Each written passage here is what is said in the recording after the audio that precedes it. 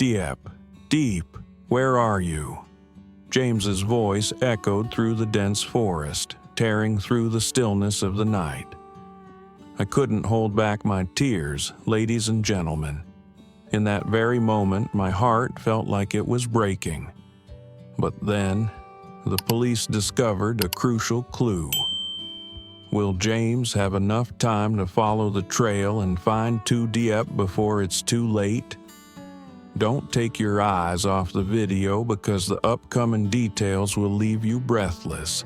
And don't forget to subscribe and turn on the notification bell so you won't miss a single twist in the heart-pounding journey of James and Diep.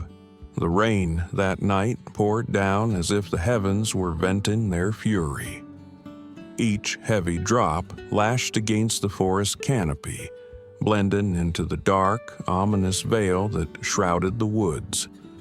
The silence was haunting, broken only by the wailing of alarm sirens that tore through the thick, suffocating air, like cries for help echoing into the void. Somewhere, hidden in the shadows of a slumbering city, a life was in danger. And James, the composed, sharp-minded CEO known for his calm demeanor and depth of thought, knew he no longer had the luxury of hesitation. Without wasting a second, James coordinated with the authorities and plunged into the relentless search through the dense forest, where Tu Diep was last seen. Flashlights scanned every tree trunk, every bush. Footsteps crunched hurriedly over dead leaves.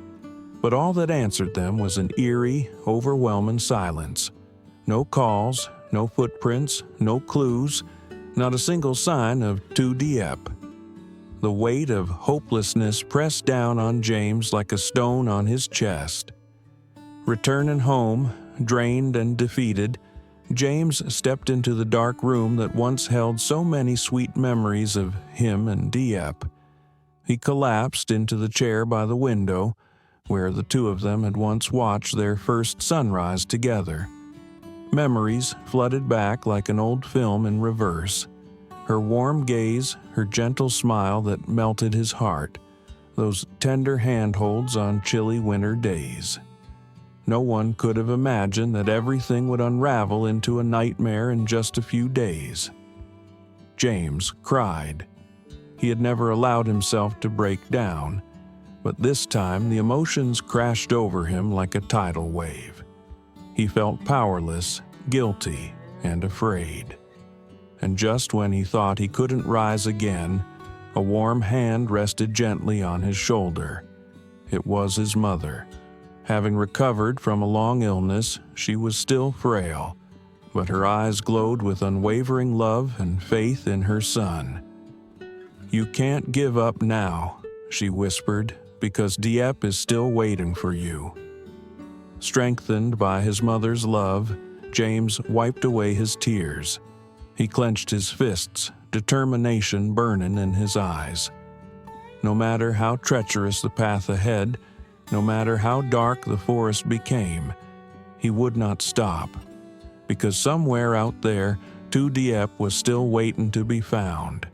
And James, he would not let her wait a second longer. The dark room was silent, with only the ticking of the wall clock echoing, drawn out every second into eternity. James sat collapsed on the floor, his hollow eyes fixed on the empty space in front of him. For days, he had scoured the forest, questioned every local, worked with authorities, yet Tu Diep had vanished without a trace. Every lead had dried up.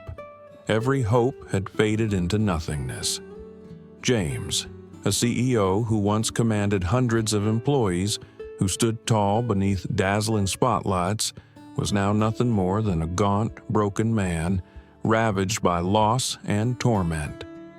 He didn't fear darkness, but he feared the silence of a world that refused to tell him where Diep had gone. And then, the phone rang. The sudden shrill sound ripped through the heavy night. James flinched, staring at the unknown number flashing on the screen. A part of him didn't want to answer. It could be another false lead, another meaningless inquiry, but something inside urged him to pick up. The voice on the other end made his heart freeze. "Hello, Mr. James. This is Lieutenant Kwong from the local police. We've taken in a missing person, and there's a chance she may be Tu Diep. The woman we found had no identification and is currently in a state of distress. We need you to come in to verify." James shot to his feet. His heart pounded wildly. A jolt of electricity ran down his spine. After days drowning in despair, a flicker of hope finally sparked.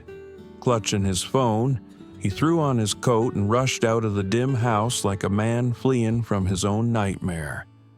The drive to the station was a blur of chaotic thoughts. Every turn, every red light gnawed at him. What if it's her? His heart whispered. Is she okay? Is she hurt? Does she remember me? But then a cruel voice crept in. What if it's not her? What if this is just another heartbreak waiting to happen? James gripped the steering wheel tighter. The street lights cast fleeting shadows on his pale face like flashes from a reel of memories. Moments of happiness with Diep, her smiles, their embraces, promises left unspoken. The police station finally appeared ahead, lit by the sterile glow of fluorescent lights. A young officer led James into a small room at the back where a woman sat with her back to the door. Her long hair was tangled, shoulders trembling slightly, wrapped in a thin blanket.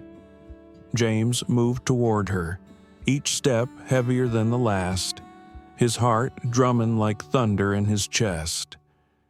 "You can go ahead and confirm if this is the person you're looking for," the officer said quietly. The woman turned around. James froze in place as if struck by lightning. Number, the eyes, they weren't Diep's. The face, the skin, everything was unfamiliar. The world around James crumbled in an instant. Sound vanished.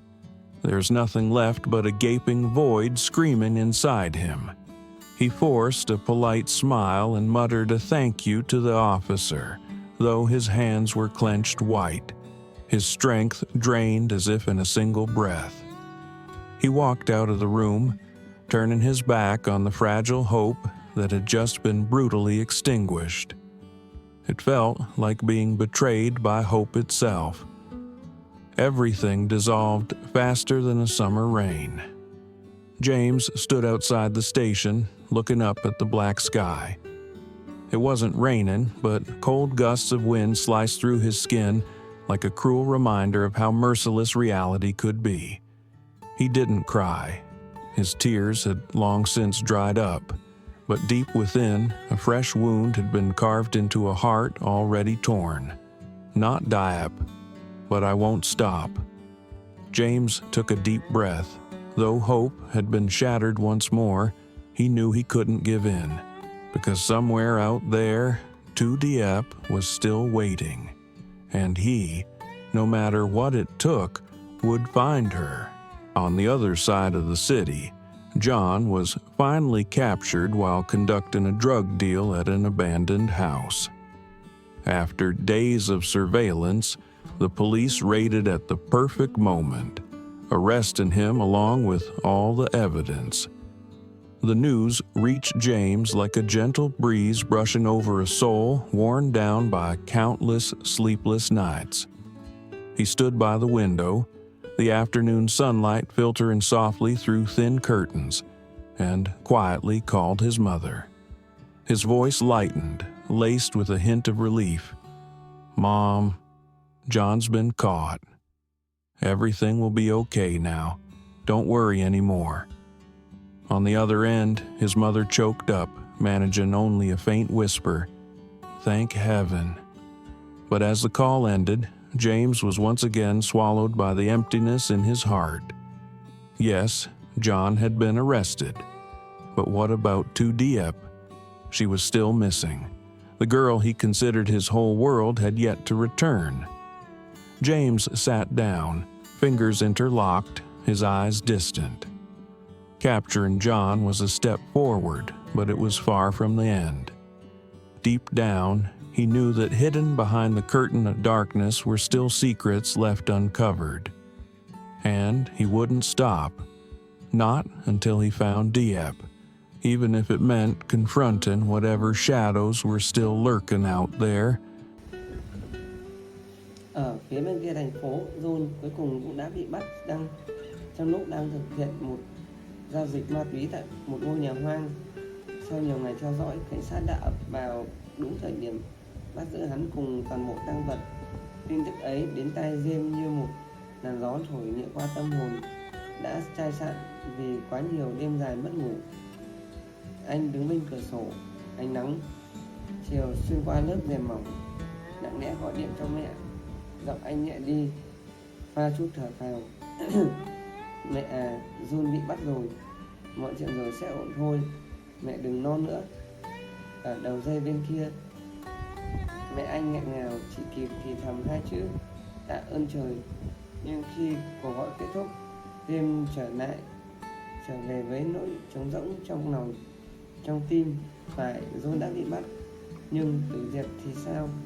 Cô vẫn bạch vô âm tín. Cô, người con gái mà anh xem là cả thế giới, vẫn chưa quay về. Diêp ngồi xuống, hai bàn tay đan xen vào nhau, ánh mắt mông lung. Bắt được John là một bước tiến, nhưng chưa phải là kết thúc.